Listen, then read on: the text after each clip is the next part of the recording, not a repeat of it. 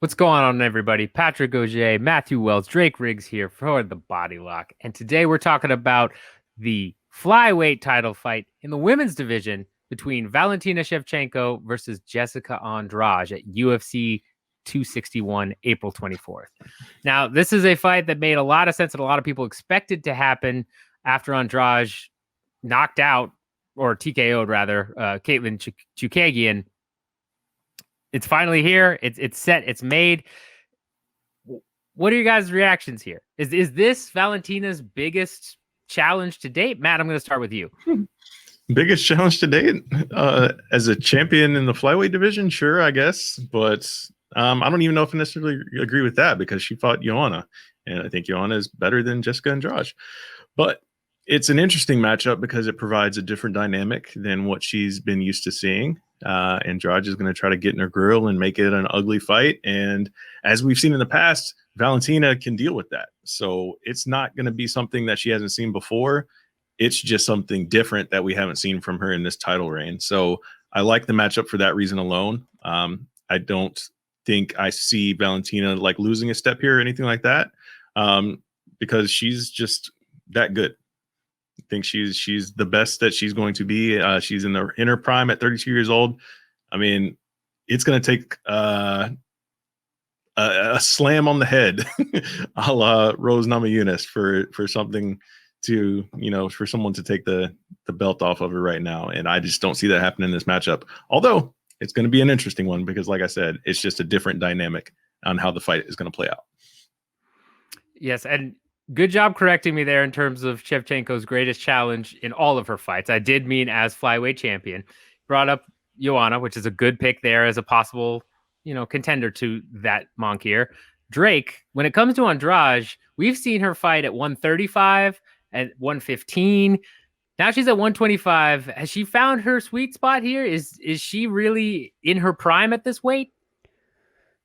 Yeah, it would be hard not to say yes. You would imagine, we've only seen her fight once in this weight class against Katlyn Chookagian, in her last fight, and looked very well, looked very good, did very well. But it wasn't kind of anything super new that we've seen out of her. It was just at a different weight class. And, going between where she started at 135 and cutting, pretty much no weight, maybe 10 pounds max, because she has, teased like I could fight at featherweight, maybe I could do that at some point. And then cutting all the way down to 115 and making a drastic change. And then going back up 10 pounds, not as much of a jump back to where she started.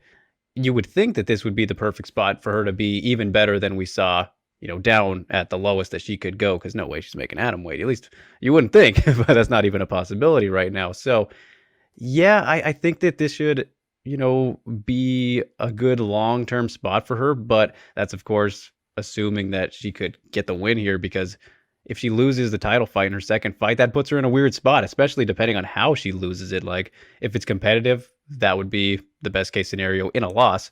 But losing a title fight so quickly once you enter this new division, which could be the best spot for you, that's kind of, not great. It puts you in a weird limbo-ish spot, kind of like Max Holloway is in right now, which is a little bit different because of, how those fights played out. He lost twice, yada, yada. But, we've seen this before, kind of with Frankie Edgar, for example, who got a title shot immediately upon his arrival at 145 and then had to work his way back to that. I don't know if Andrade would be willing to do the same thing when she's talking about going all over the place again, but it would be hard not to imagine her being able to be her best self here in this situation. And she's never been one to really show cardio issues. Maybe more so at 135, of course, going back, but that was before she was at the best we've seen from her, because the best we have seen from her is at 115. And then, of course, she looked very good in that last fight, continuing on with what we're used to, just up 10 pounds and not having to deplete herself as much as normal. The power carried over as expected. It's been fine in all three weight classes right now. So this should be the optimal spot for her. But again, we still don't know totally for sure yet. We've only seen it once, and now she's getting thrown to the deep end of the pool, literally. Yeah, no, it's very interesting to see Andrade, come in, fight essentially a number 1, number 2 ranked flyweight in Katlyn Chookagian, decimate her the way that no one really has been able to do other than Shevchenko. And even then, I mean, Shevchenko kind of got her in her position and got the finish. This was just a straight up TKO. It makes sense that you give her the title shot here. But as you mentioned, if she loses, then she is in this limbo spot where does it go from here? And as Matt pointed out, Shevchenko is still Shevchenko, right? Her last fight wasn't, the most stellar thing. Some people were saying, oh, maybe she was, being too, lazy about it, things of that nature. But she's still Valentina Shevchenko. She's, lost to Amanda Nunes. And I believe that's it in the UFC, unless I'm missing someone. That's lost, especially a very close split decision that we've talked about a lot of times on previous videos that some of us scored different ways, to many who consider the GOAT, the women's GOAT. It's hard for me to see a path for Andrade here, despite all of her gifts and the fact that I think probably 125 is that ideal weight, because she has so much muscle. She doesn't have to cut nearly as much. She can use that to an advantage here and still be stronger and fit in with most of the women in this division. So we'll get to predictions, official predictions here in a second. But before we do, make sure you hit that like button. Make sure you hit the subscribe button, the little bell notification button, if you haven't done so already, so you can see more great videos like this. With that in mind, Matt, I'll go with you first. You kind of hinted at it, but do you see any path for Andrade in this, or do you think Shevchenko is going to get this done and you're confident about it? Yeah, I mean, like every fight, I mean, you fight because you have to see the results play out. So, of course, anything crazy could happen. Valentina could get caught with something crazy. She could get slammed on her head, as I mentioned. But I think those are very unlikely scenarios, considering the type of fighter that Valentina Shevchenko is. She's very much, she never really takes risks. She never leaves herself out in the open too long for wide open counter shots and things of that nature. So it's going to take something really special from Jessica Andrade to go out there and get it done. I just don't see it happening, man. I'm just that sold on Valentina Shevchenko's all-around game. She's great in at range. She's great in the clinch, and of course, she can handle her own on the mat as well. She's got a few submission wins to her credit as well. So she can really do it all in there, man. And she doesn't, like I said, she doesn't leave herself open for too many mistakes. So it's going to take a very, very special performance from Jessica Andrade to get it done. I just don't see it happening.